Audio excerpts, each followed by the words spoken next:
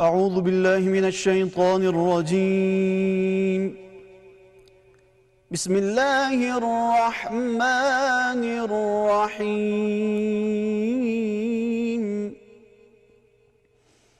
ولما رأى المؤمنون الأحزاب قالوا هذا ما وعدنا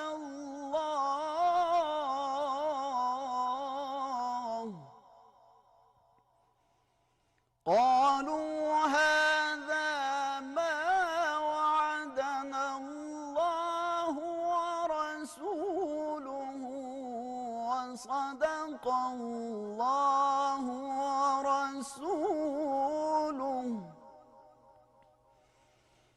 وصدق الله ورسوله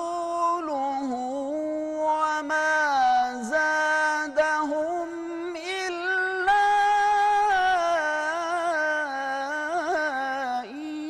إيمانا وتسليما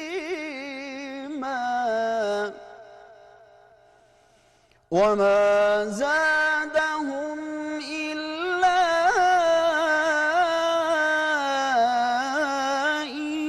إيمانا وتسليما صدق الله العظيم۔ ارشاد باری تعالیٰ ہے، اور جب مومنوں نے کافروں کے لشکر کو دیکھا تو کہنے لگے یہ وہی ہے جس کا خدا اور اس کے پیغمبر نے ہم سے وعدہ کیا تھا، اور اللہ تعالیٰ اور اس کے رسول صلی اللہ علیہ وآلہ وسلم نے سچ کہا تھا، اور اس سے ان کا ایمان اور اطاعت اور زیادہ ہو گئی ہے۔ سچ کہا رب ذوالجلال نے جو بڑی عظمت والا ہے۔ وآخر دعوانا ان الحمدللہ رب العالمین۔ خواتین و حضرات، وزیر اعظم اسلامی جمہوریہ پاکستان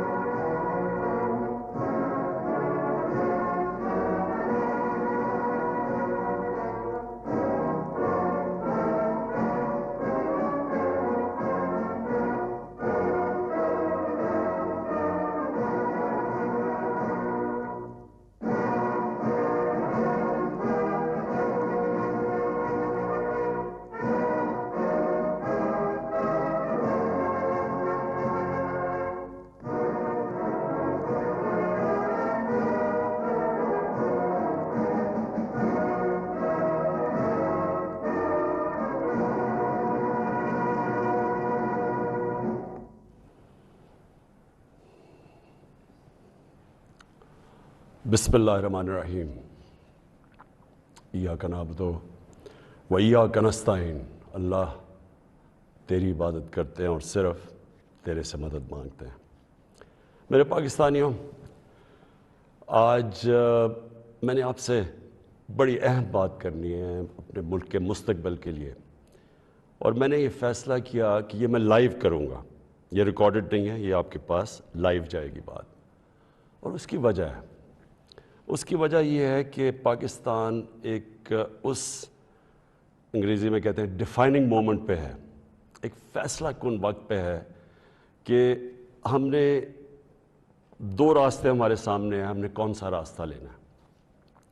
لیکن میں چاہتا ہوں کہ اس سے پہلے یہ میں جو اپنی آپ سے دل کی آج باتیں کروں گا، اس سے پہلے میں صرف اپنی قوم کو بتانا چاہتا ہوں کہ میری طرح کا آدمی پولیٹکس میں آیا کیوں؟ کیونکہ آپ اگر پولیٹیشنز کی زندگی دیکھیں تو ان کو کسی کو بھی کوئی پولیٹکس سے پہلے نہیں جانتا تھا۔ ان کی کوئی بڑے کم ایسے لوگ ہیں جنہوں نے زندگی میں کوئی چیز اچیو بھی کیا ہو. قائد اعظم محمد علی جناح بہت بڑے پولیٹیشین تھے, لیکن انہوں نے وہ ایسے تھے کہ سارے ہندوستان کے اندر وہ سب سے بڑے وکیل سمجھے جاتے تھے. تو ایک وہ یعنی ان کی حیثیت تھی پالیٹکس پہ آنے سے پہلے. لیکن آپ زیادہ تر لوگوں کو دیکھیں تو پالیٹکس میں تو سے پہلے کوئی ان کا نام بھی نہیں جانتا تھا. تو میں تو وہ ایک خوش قسمت انسان اللہ کا خاص شکر ادا کرتا ہوں کہ مجھے تو اس نے سب کچھ دے دیا تھا. یعنی کوئی بھی شاید ہی کسی کو اتنی شہرت ملے, جتنا میری زندگی میں ضرورت تھی اتنا پیسہ میرے پاس تھا, سب کچھ تھا میرے پاس. یعنی آج بھی مجھے کوئی کسی چیز کی ضرورت نہیں ہے, اللہ مجھے سب کچھ دے بیٹھا ہے اور میں اس کا بڑا شکر گزار ہوں. دیکھیں, میں پاکستان کی پہلی جنریشن تھا. ہم وہ جنریشن تھے جو پہلے آزاد پاکستان میں پیدا ہوئے تھے. پاکستان میرے سے صرف 5 سال بڑا ہے. تو میرے ماں باپ جو تھے, میں بار بار لوگوں کو بتاتا ہوں, وہ ایک غلامی کے دور میں پیدا ہوئے تھے, وہ انگریز کے دور میں پیدا ہوئے تھے. اور میں جب تک بڑا ہوتا رہا, کیونکہ انہوں نے پاکستان موومنٹ میں شرکت کی تھی, وہ مجھے ہمیشہ یہ احساس دلواتے تھے کہ تم بڑے خوش قسمت ہو, آزاد ملک میں پیدا ہوئے ہو. تمہیں نہیں پتا کہ جو بھی آپ کر لیں غلامی کیا ہوتی ہے, کیونکہ ایک سطح سے اوپر آپ جا ہی نہیں سکتے, کیونکہ اس کے اوپر آپ کے حکمران بیٹھے ہوئے تھے. تو ایک بڑا جو بھی خوددار لوگ تھے ان کو بڑا برا لگتا تھا یہ جو انگریز کی غلامی تھی. تو ہم بڑے ہوئے, میرے بہنیں اور میں, ہمیں یاد ہے کہ بچپن سے یہ بتایا گیا. تو جو یہ خودداری ہے نا, یہ ایک آزاد قوم کی نشانی ہوتی ہے. اور جب میں نے پالیٹکس شروع کیا, میں آپ کو بتاؤں پالیٹکس میں کیوں آیا تھا. میں اس لیے آیا کہ میں ایک تو پالیٹکس کا اسٹوڈنٹ تھا, یونیورسٹیز میں نے پالیٹکس پڑھی ہوئی تھی, پاکستان کی اور دنیا کی پالیٹکس کے اوپر مجھے پتہ تھا, تاریخ کا پتہ تھا. میں اس نتیجے پہ آیا کہ ہمارا ملک کبھی بھی وہ ملک بن نہیں سکتا جو خواب تھی علامہ اقبال کی, اور جو قائد اعظم جیسا لیڈر, یعنی جس طرح انہوں نے جدوجہد کی اس خواب کے لیے کہ پتہ تھا کہ انہوں نے زندہ نہیں زیادہ دیر رہنا. اور اگر آپ ان کی تاریخ پڑھیں کہ جس طرح انہوں نے کیس لڑا پاکستان کا بیماری کی حالات میں, تو یہ ہمارے یہ فاؤنڈنگ فادرز تھے. تو جو پاکستان کا مقصد تھا وہ تو ایک بڑا عظیم مقصد تھا کہ ہم نے ایک اسلامی فلاحی ریاست بننا تھا. یہ ہماری قرارداد پاکستان میں یہ لکھا ہوا ہے ہمارے فاؤنڈنگ فادرز کا کہ ہم نے ایک, جب ہم کہتے ہیں اسلامی فلاحی ریاست تو یہ سیدھا چلا جاتا ہے مدینہ کی ریاست پہ, کیونکہ ہمیشہ مسلمان اس کو ماڈل سمجھتا ہے اپنا. جو سنہری دور اسلام کا ہے وہ مدینہ کی ریاست تھی. تو جب میں نے 25 سال پہلے پالیٹکس شروع کی تو میں نے اپنی جو ہمارے مینیفیسٹو تھے اس میں 3 چیزیں رکھی. انصاف, اور انصاف پھر میں کوالیفائی کر دوں, انصاف ہوتا یہ ہے کہ طاقتور اور کمزور کے لیے ایک قانون ہوتا ہے. اور جو نبی صلی اللہ علیہ وسلم نے کہا تھا کہ تمہارے سے پہلے بڑی قومیں تباہ ہوئیں, جدھر طاقتور چوری کرے تو اس کو سزا نہ ملے اور صرف کمزور چور, چھوٹا چور جیل میں جائے. انہوں نے کہا قومیں تباہ ہو جاتی ہیں. تو جس طرح حضرت علی رضی اللہ تعالیٰ نے کہا تھا کہ کفر کا نظام چل جائے گا لیکن ظلم اور انصافی کا نظام نہیں چل سکتا. تو یہ بیسس ہے ایک انصاف, اور دوسرا انسانیت, رحم ہوتا ہے ایک اسلامی ریاست میں, جو کہ مدینہ کی ریاست میں پہلی فلاحی ریاست بنائی گئی تھی, جو میں بار بار لوگوں کو کہتا ہوں. تو یہ میرے 2 ایمز تھے. اور تیسرا تھا خودداری. ایک مسلمان قوم غلام قوم نہیں بن سکتی. جس قوم کا نعرہ تھا پاکستان کا مطلب کیا, لا الہ الا اللہ. لا الہ الا اللہ کا تو مطلب ہی ہے کہ سوائے اللہ کے آپ کسی کے سامنے نہیں جھکتے. وہ شرک ہے. سب سے بری چیز اللہ کو لگتی ہے کہ جب آپ کسی کو بھی اللہ کی جگہ پہ رکھتے ہیں.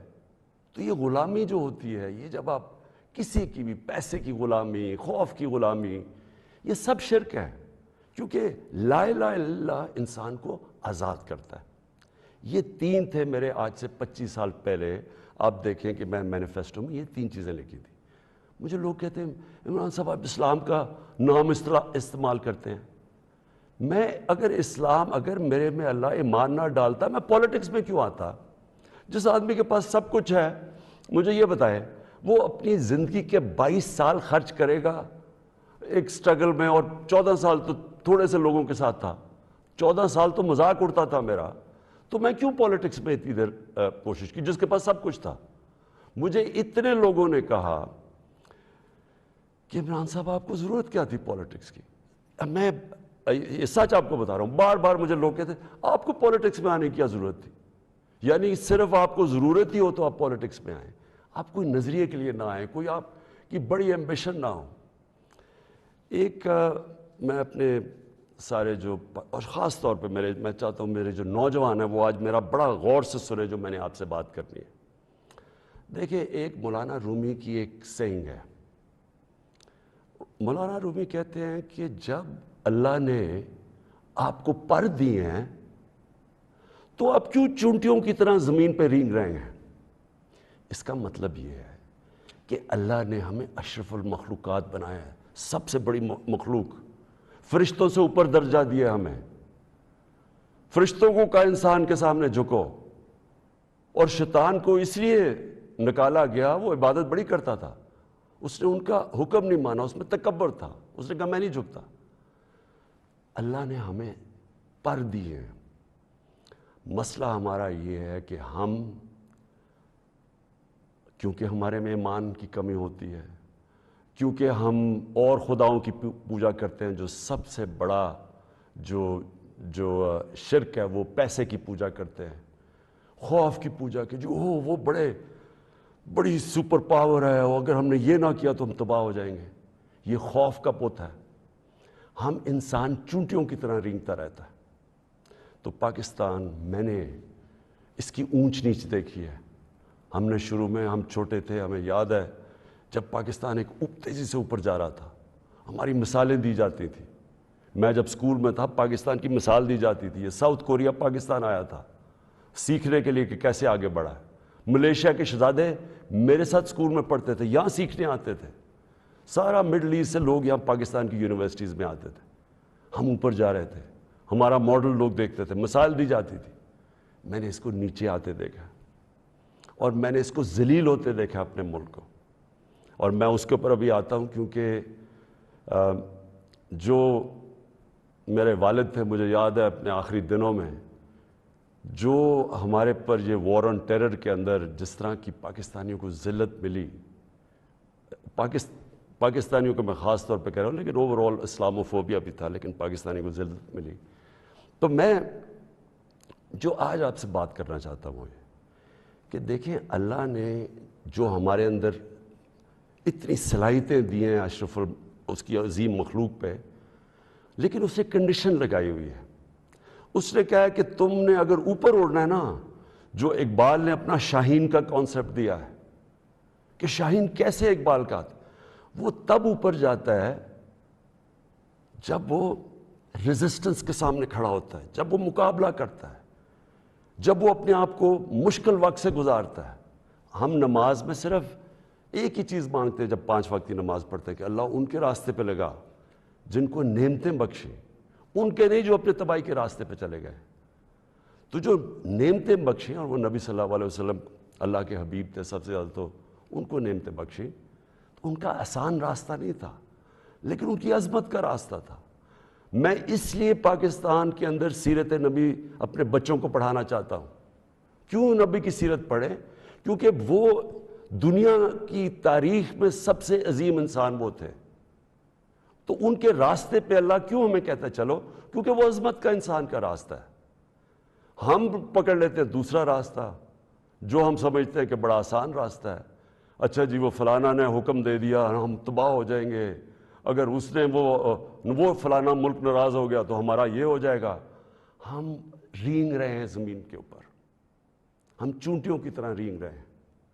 تو میں سب سے پہلے کہ جب میں نے 25 سال پولیٹکس شروع کی تو میں نے کبھی، آپ میری کوئی سٹیٹمنٹ پڑھ لیں، میں نے ہمیشہ ایک چیز کہی، نہ میں کبھی کسی کے سامنے جھکوں گا اور نہ اپنی قوم کو کسی کے سامنے جھکنے دوں گا، یعنی اپنی قوم کو کسی کی غلامی نہیں کرنے دوں گا۔ یہ 25 سال کوئی میری سٹیٹمنٹس ابھی آپ دیکھ لیں، کوئی پرانی میری ویڈیوز ہیں، کبھی اس سے پیچھے نہیں ہٹا میں۔ جب میں اقتدار مجھے ملا تو میں نے تب فیصلہ کیا کہ ہماری فورن پالیسی آزاد ہوگی۔ آزاد فورن پالیسی کا مطلب ہوتا ہے کہ وہ فورن پالیسی جو پاکستانیوں کے لیے ہوگی، ہمارے مفادات کے لیے ہوگی۔ اس کا قطعی یہ مطلب نہیں ہے کہ ہم کسی سے دشمنی کریں گے، ہم کسی کو کے خلاف ہوں گے، ہم کوئی اینٹی امریکن ہوں گے یا اینٹی انڈیا ہوگا یا اینٹی یورپین ہوں گے۔ میں تو سب سے پہلے، میں وہ پاکستانی ہوں، سب سے زیادہ ہندوستان کے اندر جو جانتے تھے اور جو رسپیکٹ اور میری دوستیاں تھیں، وہ میں پاکستانی تھا کرکٹ کی وجہ سے۔ میں امریکہ کو بڑی اچھی طرح جانتا ہوں، ان کے پولیٹیشنز، ان کے لوگوں کو جانتا ہوں۔ انگلینڈ کو تو آپ اس طرح کہ میرا دوسرا گھر تھا ایک وقت، تو میں تو جانتا ہوں۔ میں نے کبھی یہ نہیں، کبھی کسی بھی انسانی معاشرے میں کبھی اس کے خلاف ہو ہی نہیں سکتا۔ ہاں، ہم ان کے اندر جو ان کی غلط پالیسیز ہے اس کی میں تنقید کرتا ہوں۔ میں نے جب پاکستان نے شرکت کی وار آن ٹیرر میں، یعنی جب جنرل مشرف ہمیں امریکہ کی جنگ میں لے کے گئے، میں اس میٹنگ میں تھا، میں اس کمرے میں تھا، اسی کمرے کے اندر سارے پولیٹیشنز بیٹھے ہوئے تھے، جس کے اندر ہیڈز آف پارٹیز بلائے تھے، جس طرح باقی بھی تھے، میں بھی تھا۔ اسی کمرے کے اندر ہمیں کہا گیا کہ جی اگر ہم نے امریکہ کی حمایت نہ کی تو انگریزی کا لفظ وونڈڈ بیئر کی طرح ہے، ایک زخمی ریچھ کی طرح ہے، وہ ہمیں نہ غصے میں شاید ہمیں نہ مار دے۔ اور مجھے یاد ہے میں نے بار بار میڈیا پہ، پارلیمنٹ میں، ہر جگہ میں نے کہا کہ ہمارا اس جنگ سے کوئی لینا دینا نہیں تھا، 9/11 میں کوئی پاکستانی ملوث نہیں تھا۔ ہمیں کیا ضرورت ہے کہ ہم اپنے ملک کو کسی کی جنگ میں لے جائیں؟ ہاں، ہم ان کی مدد کریں، اگر ان کے ملک میں دہشت گردی ہوئی ہے، ہم دہشت گردی کے خلاف ہیں، ہمیں ان کی مدد کرنی چاہیے۔ لیکن کیا اس کا مطلب یہ ہے کہ ہم پاکستانیوں کو قربان کر دیں کسی کی جنگ میں؟ اور پھر ہم نے غلطی کیا کی؟ سب سے بڑی جو جنرل مشرف نے غلطی کی، 80 کی دہائی میں ہم نے پاکستان فرنٹ لائن سٹیٹ بن گیا جی کہ ہم امریکہ کے حمایتی ہیں، ہم اس کے ایلائی ہیں، ہم سوویت یونین کے خلاف جہاد لڑ رہے ہیں، اور ساری جہاد پاکستان کے قبائلی علاقے سے لڑی گئی، اور باہر سے لوگ ہم نے بلائے اور ہم نے ان کو ٹرین کیا اور یہاں سے مجاہدین گروپس گئے، ہم نے ان کی پوری حمایت کی، ان کو بتایا کہ فورن آکوپیشن، کیونکہ ہم اس لیے لڑ رہے ہیں کہ افغانستان کے اوپر فورن آکوپیشن ہے، اس لیے ہم لڑ رہے ہیں جہاد، اور سارے ہمیں بتایا گیا کہ کتنا بڑا پاکستان بڑا رول پلے کر رہا ہے۔ جیسے ہی وہ جہاد ختم ہوتی ہے، سوویت یونین ہارتا ہے، امریکہ یہاں سے چلا جاتا ہے، سوویت یونین ادھر چلا جاتا ہے، اور 2 سال کے بعد وہی امریکہ جو ہمارا دوست تھا، جس کے لیے جو ہم اکٹھے جنگ لڑ رہے تھے، وہ ہمارے اوپر سینکشن لگا دیتا ہے، پریسلر سینکشنز۔ 9/11 آ جاتا ہے، پاکستان کی پھر امریکہ ضرورت پڑ جاتی ہے۔ یہ جو ابھی میں نے آپ کو کہا کہ اسی کمرے کے اندر فیصلہ ہو رہا ہے کہ جی ہم امریکہ کی ہمیں حمایت کرنی چاہیے۔ ہم نے کہا کہ ہاں ٹھیک ہے، حمایت یہاں تک ٹھیک ہے کہ ہم سارے دہشت گردی کے خلاف ہیں، ان کے خلاف ایکشن لیں، لیکن جو حمایت ہم نے کی، جو پاکستانیوں کی جانوں کی قربانی دی گئی، کسی اور امریکہ کے ایلائی نے اس طرح کی قربانیاں نہیں دی۔ کوئی نیٹو بھی امریکہ کے ساتھ تھا، کوئی ایک ملک بتائیں جو 80,000 اپنے لوگ مروا لے، جس کا سارا قبائلی علاقہ، اور میں یہ آج پھر سے کہنا چاہتا ہوں، دیکھیں میں قبائلی علاقے کو باقیوں سے بہتر جانتا ہوں، میں نے وہ سارا قبائلی علاقہ پھرا ہوا ہے، میں نے کتاب لکھی ہوئی ہے، میں اس کی تاریخ جانتا ہوں۔ قبائلی علاقہ پاکستان میں سب سے پرامن علاقہ تھا، وہاں کرائم ہوتی نہیں تھی، کوئی ان کے ریکارڈ میں، یعنی ہمیشہ سے وہ کرائم فری ایریا تھا۔ جو قبائلی علاقے کے لوگوں سے ہوا ہماری اس جنگ میں شرکت کرنے سے، آپ اندازہ نہیں لگا سکتے کہ وہ لوگوں کے اوپر، بیچاروں کے اوپر کیا گزری۔ وہاں لوگ مارے گئے، وہ ادھر سے لوگ کھڑے ہو گئے جن لوگوں کو، اب سوچیں ہم لوگوں کو کہہ رہے ہیں کہ جہاد کرنا اگر باہر سے آکوپیشن ہو وہ سب سے عظیم چیز ہے، اور اب امریکن جب وہاں پہنچ گئے تو ہم نے کہا نہیں اب دہشت گردی ہے۔ اب ظاہر ہے وہ لوگوں کو آپ 10 سال میں ایک طرف سے دوسری طرف تو نہیں لے جا سکتے تھے، وہ انسان تھے، ان کو ہم نے یہ بتایا ہوا تھا کہ یہ جہاد ہے۔ وہ جب انہوں نے پاکستان کے خلاف شروع ہو گئے، اور وہ جو پرانے جہادی گروپس ٹرین کیے تھے وہ بھی پاکستان کے خلاف ہو گئے، تو اس سے انہوں نے ہمیں کہا کہ ہم کولیبریٹرز ہیں امریکہ کے، جہاں جو پاکستان میں خود کش حملے ہوئے، جو قبائلی علاقہ اجڑا گیا، جو یہاں میں پتہ نہیں کتنے ہسپتالوں میں گیا، میں تو جو لوگ بچ گئے تھے، کسی کی ٹانگیں نہیں ہیں، کوئی چل نہیں سکتا، کسی آنکھیں نہیں ہیں، ہاتھ اڑے ہوئے ہیں۔ تو اس ساری جو ہم نے جب اس کی اتنی زیادہ قربانیاں دی اپنے ملک کی، اس کا کوئی کریڈٹ ملا پاکستان کو؟ کیا کسی نے کہا کہ آپ نے بڑا زبردست کام کیا، شکریہ پاکستان؟ یہ نہیں ہوا۔ وہاں سے آوازیں آنی شروع ہو گئیں، افغانستان کی، ابھی یہ افغانستان آزاد ہونے سے پہلے کی بات کر رہا ہوں میں، کہ جی پاکستان کی دوگلی پالیسی کی وجہ سے وہ نہیں جیت سکتے۔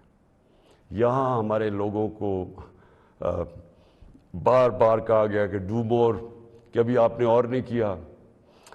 ڈرون اٹیکس ہوئے، ڈرون اٹیکس میں جتنے بے قصور لوگ مارے گئے، مجھے یاد ہے میں گیا وہاں باجوڑ میں ڈرون اٹیک ہوا، 80 مدرسے کے بچے مار دیے، شادیوں کے اوپر ڈرون اٹیک ہو رہا ہے۔ تو پاکستان کس عذاب سے گزرا؟ کہ میں بیک گراؤنڈ اس لیے دے رہا ہوں کیونکہ آپ کو پتہ ہونا چاہیے کہ میری آج پالیسی کیا ہے۔ کیا جو تنقید ہو رہی ہے کہ جی عمران خان، یہ جو ہمیں ڈاکیومنٹ ملی ہے، پہلے میں بیک گراؤنڈ آپ کو بتا دوں کہ یہ سارے وقت میں اس کی مخالفت کرتا رہا۔ آپ مجھے طالبان خان انہوں نے کہا، جب میں یہ کہتا تھا کہ یہ پاکستان کی جنگ نہیں ہے اور یہ جو ہو رہا ہے یہ ظلم ہو رہا ہے، یہ جو ڈرون اٹیکس کے خلاف میں نے مظاہرے کیے، واحد پولیٹیشین تھا، میں نے دھرنے دیے ڈرون اٹیکس کے خلاف، میں نے وزیرستان مارچ کی، باہر سے ہیومن رائٹس امریکہ سے آرگنائزیشن آئی، انہوں نے میرے ساتھ حمایت کی۔ ایک کلائیو اسٹیٹٹ اسمتھ تھا وکیل، اس نے میرے ساتھ آ کے یہ حمایت کی کہ یہ اتنا بڑا ظلم ہے۔ کوئی ہمارے سینئر پولیٹیشین لیڈرز نے کوئی بات نہیں کی، ڈرے ہوئے ہیں، خوف زدہ، کہیں امریکہ نہ ناراض ہو جائے۔ کون سے قانون میں یہ لکھا ہوا ہے کہ آپ کا اپنا جس کے لیے آپ جنگ لڑ رہے ہیں وہی آپ کے ملک میں آئے، ڈرون اٹیک کرے، جج جوری ایکسیکیوشنر، یعنی وہی فیصلہ کرے کون دہشت گرد ہے، اس کو مار دے، کوئی پتہ نہ تحقیق ہو کہ جی کوئی بے قصور آدمی تھا یا واقعی دہشت گرد تھا۔ ہماری حکومتوں نے پوری طرح اس جرم میں شرکت کی، اور جو وہاں کے جن کے رشتہ دار مرتے تھے، جن کے کوئی بے قصور لوگ، عورتیں، بیوی، گھر مرتے تھے، وہ ہمارے اوپر پھر حملے کرتے تھے۔ وہ ہمیں سمجھتے تھے کہ ہم ان کی مدد کر رہے ہیں جو کہ ان کے اوپر ظلم کر رہے ہیں۔ تو لہٰذا ہر طرف پاکستانیوں نے سفر کیا۔ تو میں جب حکومت ملی تو میں نے پہلے دن سے یہ کہا کہ پاکستان کی فارن پالیسی پاکستان کے لوگوں کے لیے ہوگی۔ ہم کوئی ایسی فارن پالیسی نہیں بنائیں گے جو کہ کسی اور کی تو بہتری ہو لیکن ہمارے ملک کو نقصان پہنچے۔ کہ یہ کسی کے خلاف نہیں تھی، یہ اینٹی امریکن یا اینٹی یورپین، اینٹی انڈین بھی نہیں تھی۔ انڈیا کے خلاف صرف جب انہوں نے کشمیر کے اوپر انٹرنیشنل قانون توڑا، جب انہوں نے کشمیر کا سٹیٹس لیا 5 اگست 2019 میں، تب میں نے ان کے خلاف بات کی اور ہر فورم پہ کی۔ لیکن میں نے کوشش اس سے پہلے پوری کی ہندوستان سے دوستی کی۔ تو میں آج جو آپ کے پاس یہ ساری بات کرنے کے لیے اس لیے آیا ہوں کہ ابھی ہمیں 8 مارچ کو یا اس سے پہلے 7 مارچ کو ہمیں ایک امریکہ نے ایک باہر سے ملک نے، میں نام مطلب میرا کہ کسی اور باہر سے ملک سے ہمیں میسج آتی ہے، اور میں اس لیے آپ کے سامنے یہ میسج کی بات کرنا چاہتا ہوں، اور میں اس لیے لائیو بھی کر رہا ہوں کہ یہ ایک کسی آزاد ملک کے لیے جس طرح کی ہمیں میسج آئی ہے، یہ ہے تو پرائم منسٹر کے خلاف ہی صرف، لیکن یہ ہماری قوم کے خلاف ہے۔ مجھے جو اس سے سب سے زیادہ تکلیف ہے وہ یہ نہیں ہے کہ یہ اس میسج میں واضح یہ لکھا ہوا ہے کہ جناب اگر یہ جو عدم اعتماد، اور ان کو پہلے سے ہی پتا تھا، ابھی اعتماد یا درج نہیں ہوئی تھی، ان کو پہلے سے ہی پتہ چل گیا کہ عدم اعتماد کی آ رہی ہے پاکستان کے اندر، یہ اپوزیشن رکھنے لگے، تو اس کا مطلب کہ یہ جو ہو رہا تھا یہ پہلے سے ہی ان کے باہر کی لوگوں سے رابطے تھے۔ اچھا، اس میں پھر مزیدار چیز یہ ہے کہ وہ یہ پاکستان کی قیادت یا پاکستان کی گورنمنٹ کے خلاف نہیں ہے، وہ صرف عمران خان کے لیے۔ وہ یہ کہتے ہیں کہ ہمیں، اور ایک بہانہ مارتے ہیں کہ ہمیں کیوں غصہ پاکستان پہ، لیکن کہتے ہیں کہ وہ غصہ تب بالکل ٹھیک ہو جائے گا، ہم معاف کر دیں گے پاکستان کو اگر عمران خان یہ عدم اعتماد کی یہ ہار جاتا ہے، یعنی اگر عمران خان چلا جاتا ہے تو پاکستان کو معاف کر دیتے ہیں، لیکن اگر یہ عمران خان کے خلاف فیل ہو جاتی ہے تو پھر پاکستان کو ایک مشکل وقت کا سامنا کرنا پڑے گا۔ دیکھیں، جو پھر سے میں یہ کہتا ہوں کہ ایک الیکٹڈ پرائم منسٹر کے خلاف کوئی بھی دوسرا ملک یہ اس طرح، اور یہ ریکارڈڈ ہے، یہ میں آپ کو یہ بتا دوں کہ یہ نہیں کہ یہ میں دیکھ رہا ہوں کئی میڈیا کے لوگ اس کو کور کرنے کی کوشش کر رہے ہیں کہ جی نہیں وہ ایسا نہیں تو فلانا نہیں تو وہ پتہ نہیں، یہ نہیں، یہ آفیشیل ڈاکیومنٹ ہے جو گورنمنٹ آف پاکستان کو، ہمارے ریپرزینٹیٹو امبیسڈر کو نوٹس لے رہے تھے لوگ، جس میں یہ کہا گیا، اور یہ کہا بیسکلی یہ کہا گیا کہ اگر عمران خان رہتا ہے وزیر اعظم تو ہم آپ کے ساتھ ہمارے آپ تعلقات بھی خراب ہو جائیں گے اور آپ کو مشکلوں کا سامنا کرنا پڑے گا۔ تو میرا سب سے اپنی قوم سے آج یہ سوال ہے کہ کیا یہ ہماری حیثیت ہے؟ 22 کروڑ کی ہم قوم ہیں کہ ہمیں ایک کوئی باہر کا ملک، اور کوئی وجہ بھی نہیں بتا رہا، کوئی اس میں کوئی وجہ نہیں، بس یہ کوئی ایک چیز بتا دی کہ جی وہ عمران خان نے اکیلا کو فیصلہ کیا روس جانے کا، حالانکہ جب رشیا جانے کا فیصلہ تھا اس کے اندر ہماری ساری فارن آفس کی پوری مشاورت تھی، ہماری ساری عسکری قیادت کی مشاورت پوری تھی۔ میں نے بلکہ فارن سیکرٹریز کو اسی کمرے میں بلایا جو پرانے ریٹائرڈ تھے، ان سے ہم مشاورت کر کے گئے، لیکن اس کے اندر لکھا ہوا کہ نہیں، صرف وہ ہمارا ایمبیسڈر ان کو بتا رہا ہے کہ نہیں یہ مشاورت سے، اس نے کہا نہیں یہ صرف عمران خان کی وجہ سے گیا، اور پھر انہوں نے یہ جو باقی لکھا کہ اگر جب تک وہ ہے تو ہمارے تعلقات اچھے نہیں ہو سکتے۔ اب میرا سوال یہ ہے کہ وہ اصل میں یہ کہہ رہے ہیں کہ یہ جب جائے گا تو جو باقی جو آئیں گے واپس، جو دوسرے عمران خان کی جگہ آئیں گے، ان سے ہمیں کوئی مسئلہ نہیں ہے۔ تو میں اصل اپنی قوم کے سامنے یہ چیز رکھنا چاہتا ہوں، میرا یہ جو آج آپ سے بات چیت کرنے کا ہے، یہ تو نہیں ہے کہ کوئی باہر سے ایک ملک چلے یہ کہہ دے کہ ہاں جی ہمیں نہیں پسند آپ کی فارن پالیسی، پتہ نہیں کوئی وجہ کیا بتا رہا ہے کہ جی آپ روس چلے گئے، وہ تو اور یورپین لیڈرز بھی روس چلے گئے تھے، لیکن خاص پاکستان کو کہ آپ کیوں چلے گئے ہیں، جس طرح کہ ہم کوئی ان کے نوکر ہیں۔ لیکن جو اس میں سب سے ڈسٹربنگ چیز کیا ہے کہ ان کے رابطے ان لوگوں سے ہیں جن کے ذریعے یہ ساری سازش ہوئی ہے، جو یہاں بیٹھے ہوئے ہیں، اور یہاں کون بیٹھے ہوئے ہیں؟ 3 اسٹوجز۔ اسٹوجز کا مطلب ہوتا ہے جو کہ بڑے وفادار غلام ہوتے ہیں، یہ وہ لوگ ہیں۔ اب یہ ذرا سن لیں کہ یہ چاہ کیا رہے ہیں، یہ چاہ یہ رہے ہیں کہ عمران خان جائے، لیکن اگر یہ آ جائیں واپس، یہ جو ابھی جنہوں نے عدم اعتماد کیا ہوا ہے، تو پھر سب ٹھیک ہو جائے گا۔ تو سب سے پہلا میرا سوال یہ ہے کہ کیا یہ اپنے ملک کے اندر اجازت دیں گے کسی کو قیادت میں آنے کے لیے جن کے اوپر نیب کے کیسز ہوں، جن کے اوپر اربوں روپے کے کیسز ان کی عدالتوں میں ہوں، وہ جو کہ ایک مجرم ڈکلیئر کر دیا گیا پاکستان کی عدالت نے، جو کہ جھوٹ بول کے بھاگا ہوا ہے، کیا وہ ان لوگوں کو جن کے اوپر باہر ان کے ملکوں میں، باہر کے ملک مضمون لکھے ہوئے ان کی چوری کے اوپر، کرپشن پہ، بی بی سی کی 2 ڈاکیومنٹریز آئی ہوئی ہیں ان کی چوری کے اوپر، کیا اپنے ملک میں اس طرح کے لوگوں کو ایک قیادت پہ آنے دیں گے؟ اور اگر اپنے ملک میں اتنی سی جھوٹ بولنے پہ یہ نکال دیتے ہیں ایک پرائم منسٹر کو، ہیرلڈ میک ملن تھا، جھوٹ بولنے میں اس کو نکال دیا، چھوٹی چھوٹی چیزوں کے اوپر وہ اتنا اپنے لوگوں کا، ان کا جو اخلاقی معیار ہے وہ اس سطح پہ ہے، چھوٹی سی چیز پہ وہ نکال دیتے ہیں۔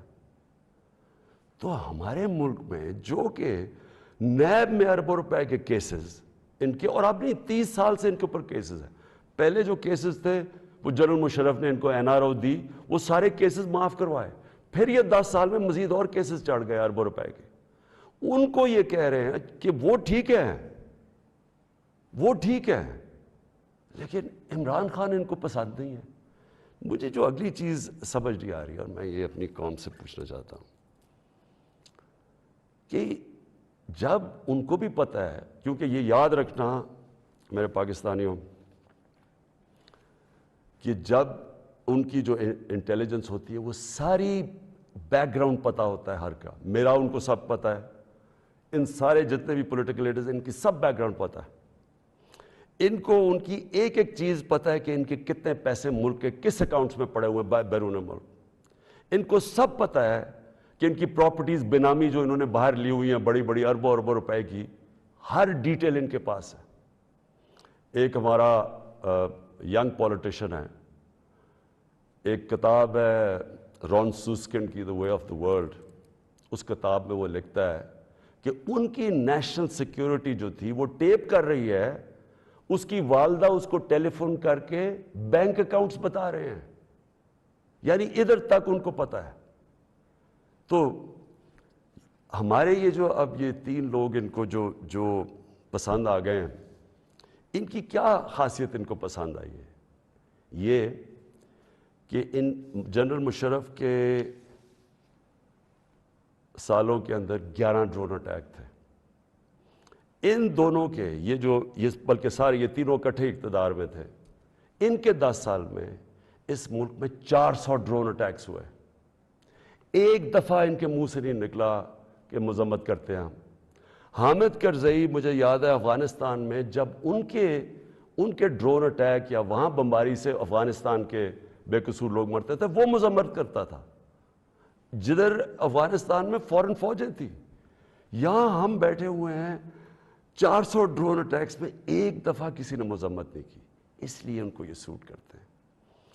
مولانا فضل الرحمان کی ایک وکی لیکس کیا تھی کہ ایک جس طرح پینما پیپرز کا انکشاف ہوا تھا، یہ ایک انٹرنیشنل انکشاف ہوا تھا، لیک ہو گئے تھے سیکرٹ پیپرز یا ڈاکیومنٹس، تو پینما جو وکی لیکس میں وہ انکشاف ہوتا ہے کہ جو پاکستان کے اندر امریکی ایمبیسڈر تھی این پیٹرسن، اس کو مولانا فضل الرحمان، مولانا نہیں فضل الرحمان، اس کو فضل الرحمان کہتا ہے کہ مجھے موقع دے دے، میں بھی وہی خدمت کروں گا جو باقی آپ کی خدمت کرتے ہیں۔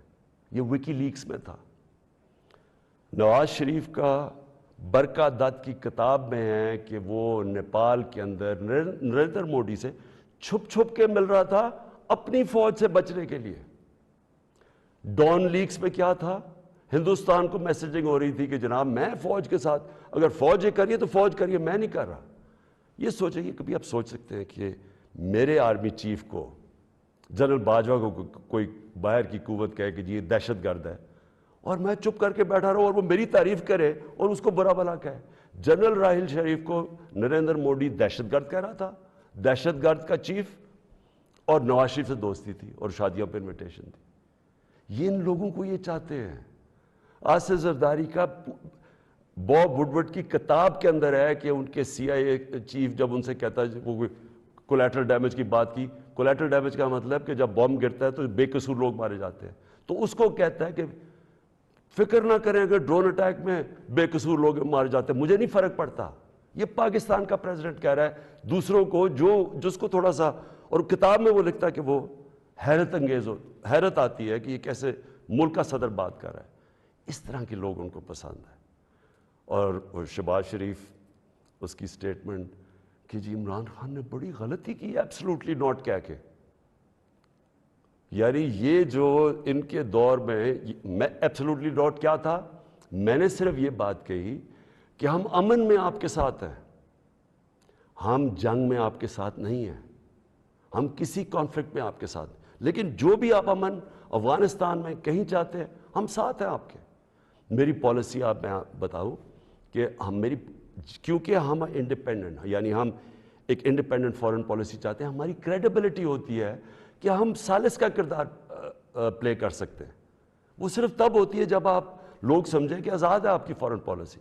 جب لوگ پہلے سے ہی سمجھتے ہیں کہ جی جدھر سے حکم آئے گا آپ نے وہی کرنا ہے، آپ کو اتنی بھی شرم نہیں ہے کہ آپ کے ملک میں بمباری کر رہا ہے آپ کا دوست اور آپ کے لوگ مرے اور آپ اس کو نہیں کچھ کہہ سکتے، کس نے آپ کی کیا کریڈیبلٹی ہو رہی ہے اور دنیا نے کیا عزت کرنی ہے آپ نے. جب ہم یہ وار آن ٹیرر میں حصہ لے رہے تھے، بیرون ملک پاکستانیوں سے میرا تعلق بہت ہے. کبھی ان سے پوچھے کہ ان کو کس ذلت کا سامنا کرنا پڑا. ایئرپورٹس کے اوپر ان سے کیا ہوتا تھا، پکڑ کے ان کو ڈیٹین کر دیتے تھے. عام بے قصور لوگوں کو پکڑ کے پاکستانی کو جیل میں ڈال دیتے تھے باہر کی ملکوں، جبکہ یہاں ہم ان کے لیے جنگ لڑ رہے ہیں، باہر پاکستانی دشمن بنے ہوئے ہیں. کبھی کسی سے پوچھے کہ ان بیچاروں سے کیا، کتنے پاکستانیوں کو جیلوں میں ڈالا گیا، کسی نے کوئی بات کی، کسی نے ان کے لیے سٹینڈ لیا. تو میں جب یہ میں کسی کے اگینسٹ نہیں بات کرتا، میں صرف یہ کہتا ہوں کہ میری جو سب سے بڑی ذمہ داری ہے وہ میرے 22 کروڑ لوگ ہیں، میں ان کے لیے فارن پالیسی بناؤں گا. تو یہ جو شہباز شریف کہتے ہیں ایبسلوٹلی ناٹ، میں نے نہیں کہنا تھا، کیونکہ آپ کا تو پاور میں آنے میں مقصد ہی کچھ اور ہے. آپ نے کب پاکستانیوں کے لیے سٹینڈ لیا؟ بتائے کتنی دفعہ یہ جب بمباری ہو رہی تھی آپ کے منہ سے آواز نکلی، اور آپ کے بھائی صاحب کبھی بات کر ہی نہیں سکتے کیونکہ آپ کے سارے جو اربوں روپے سب پتہ ہے ان کو کدھر پڑے ہوئے ہیں. اور دوسری چیز یہ کہا کہ جی یہ جو ڈاکیومنٹ ہے یہ ٹھیک ہی نہیں ہے، اگر یہ ٹھیک ہو جاتی تو آپ ہمارے ساتھ آ جاتے. تو آج نیشنل سیکیورٹی پارلیمنٹ کی کمیٹی کے اندر جب رکھی گئی، کیوں نہیں آپ نے آ کے دیکھی؟ ہم نے یہ ڈاکیومنٹ پہلے لوگوں نے کہا کہ نہیں جی یہ ٹھیک نہیں، یہ مذاق اڑایا گیا، جی جعلی ہے. پہلے میں نے کیبنٹ میں رکھی، ساری کیبنٹ کو بتایا گیا، منٹس کیبنٹس کے بنے کیونکہ سب سے ٹاپ فورم پاکستان کا وہ ہے. اس کے بعد نیشنل سیکیورٹی کونسل کی میٹنگ کی، میں نے سارے اپنے سروس چیف سب کے سامنے رکھی وہ ڈاکیومنٹ. اس کے بعد یہ پارلیمنٹ کی کمیٹی کے اندر لے کے گیا اور سینئر جرنلسٹ کو ہم نے بتایا، صرف یہ کہنے کے لیے کہ یہ کوئی ڈاکیومنٹ کوئی پبلک کو یعنی اکسانے کی بات نہیں ہے. یہ جو میں نے آپ کو بتایا اس سے زیادہ یہ خوفناک اس میں چیزیں اس ڈاکیومنٹ کے اندر. میں اب آخری بات پہ آنے لگا ہوں اور وہ یہ ہے کہ ہماری اب سنڈے کو ووٹ دی جائے گی. اس سنڈے کو اس ملک کا فیصلہ ہونے لگا کہ یہ ملک کس طرف اب جائے گا. کیا وہی غلامانہ پالیسی، کرپٹ لوگ جن کے اوپر 30 سال سے کرپشن کے کیسز ہیں، نیب میں ان کے کیسز پڑے ہیں. بدقسمتی سے کوئی اور ملک ہوتا جس کے اندر یہ انصاف کا نظام زیادہ طاقتور کو قانون کے نیچے لانے جن کی صلاحیت ہے، اور جو بھی خوشحال ملک ہیں دنیا میں، جو بھی جن ملکوں کے اندر غربت نہیں ہے، خوشحالی ہے، جو پروگریس کر چکے ہیں، ترقی یافتہ ملک ہیں، ان سارے ملکوں کی ایک چیز آپ کو کامن ملے گی کہ طاقتور مجرم کو ان کی صلاحیت ہوتی ہے قانون کے نیچے لانے کی. ہمارا ابھی تک انصاف کے نظام میں وہ صلاحیت نہیں ہے. یہ ہماری بڑی بدقسمتی ہے کہ اربوں روپے کے ان کے پاس کیسز ہیں، کچھ نہیں ہو رہا. تو کیا قوم ان کو پھر جو 30 سال سے کہہ رہے ہیں، اچھا کہہ رہے جی عمران خان نے ملک بڑا خراب، آج کیوں یہ سارا کر رہے ہیں ڈرامہ. عمران خان نے ملک خراب کر دیا. عمران خان تو ابھی 3.5 سال ہوئے, 30 سال سے تو آپ باریاں لے رہے ہیں اس ملک کے اوپر. تو یہ اگر ملک خراب تھا, یہ اگر حالات برے تھے, تو یہ کیا 3.5 سال میں ہو گئے ہیں؟ اور میں چیلنج کرتا ہوں کہ 3.5 سال میں جو ہم نے کیا ہے کسی بھی فورم, انڈیپینڈنٹ ماہرین کو آپ بٹھائے, ان سے پوچھیں, میں چیلنج کرتا ہوں کہ 3.5 سال میں جو پاکستان میں ہوا ہے کہ ان کے کسی دور میں نہیں ہوا. تو یہ جو اب سارے اکٹھے ہیں, یہ اب قوم نے فیصلہ کرنا ہے کہ کیا یہ جو ووٹ ہونی ہے سنڈے کو, اس میں کون کدھر جائے گا. مجھے لوگوں نے, کسی نے کہا جی وہ عمران خان آپ ریزائن کر دیں. میں ریزائن کر دوں؟ میں جو میرے ساتھ کرکٹ کھیلتے تھے وہ ساری دنیا 20 سال جو میں کھیلی ہے, آخری گیند تک میں مقابلہ کرتا ہوں. میں کبھی ہار زندگی میں نہیں مانی. میں تو ووٹ کا جو بھی رزلٹ ہو جائے, آپ دیکھیں گے کہ میں تو اس کے بعد اور زیادہ تکڑا ہو کے سامنے آؤں گا جو بھی رزلٹ ہو.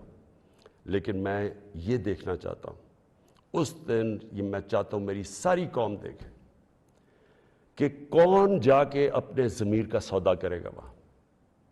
اگر کوئی یہ کسی کو کہنے کی کوشش کر رہا ہے نا کہ جی ہمیں ایک دم پتہ چلا کہ عمران خان تو یہ تو بہت ہی نااہل یا برا تھا, آپ کو ریزائن کرنا چاہیے تھا.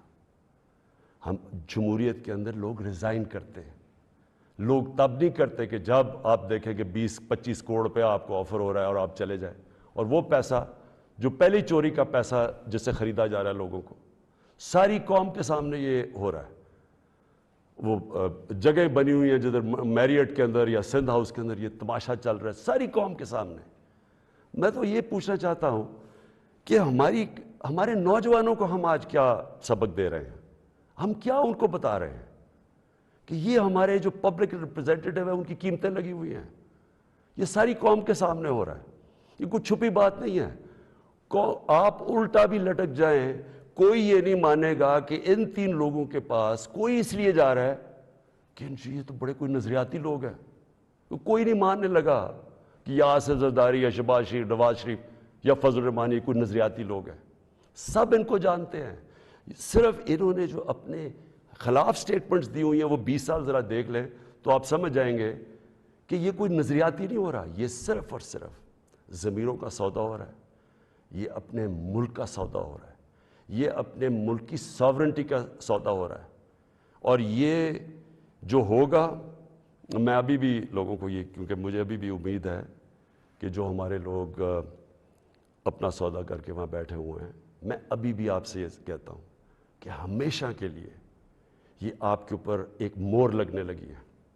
یہ نہ لوگوں نے آپ کو معاف کرنا ہے, نہ لوگوں نے آپ کو بھولنا ہے, نہ آپ کی اس بات کو معاف کرنا ہے بھولنا ہے, نہ جو لوگ آپ کو ہینڈل کر رہے ہیں نہ ان کو معاف کرنا ہے اور بھولنا ہے لوگوں نے.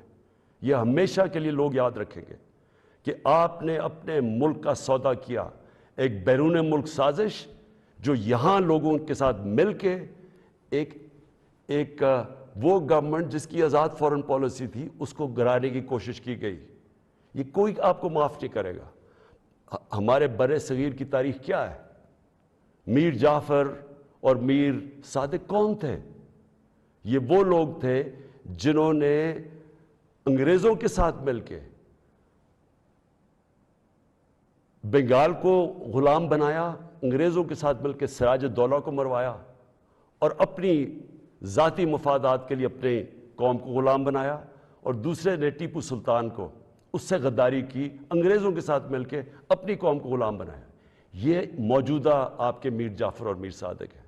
باہر کی قوتوں کے ساتھ مل کے ایک ملک کے اندر یہ وہ چینج لے کے آ رہے ہیں جو کہ یاد رکھیں, میں پھر ریپیٹ کرتا ہوں, ساری زندگی یہ قوم آپ کو بھولنے نہیں دے گی. یہ وہ آپ کرنے جا رہے ہیں جو آنے والی ہماری نسلیں آپ کو معاف نہیں کریں گی. اور میں آپ کو یہ بھی بتا دوں آج کہ اگر آپ کا یہ خیال ہے کہ یہ سازش کو کامیاب ہونے دیں گے, میں اس کے سامنے کھڑا ہوں گا. میری یہ اپنی قوم سے کمٹمنٹ ہے کہ ہمیشہ جب تک میرے میں خون ہے میں اس کا مقابلہ کروں گا. میری زندگی کو تو کوئی فرق نہیں پڑنے لگا. میں اپنے گھر میں رہتا ہوں, میں اپنے خرچے برداشت کرتا ہوں, میرا تو کوئی کیمپ آفس نہیں ہے, میرے تو آگے کوئی فیکٹریاں نہیں بنائیں. نواز شریف نے اتنے دور میں 18 فیکٹریاں بنا لی تھی سرکاری بینکوں سے پیسے لے کے, اور پھر بعد میں وہ قرضے معاف کروا لیے. نہ میرے کوئی رشتہ دار پالیٹکس میں. میں اپنے گھر میں رہوں گا, اپنے گھر میں رہتا ہوں.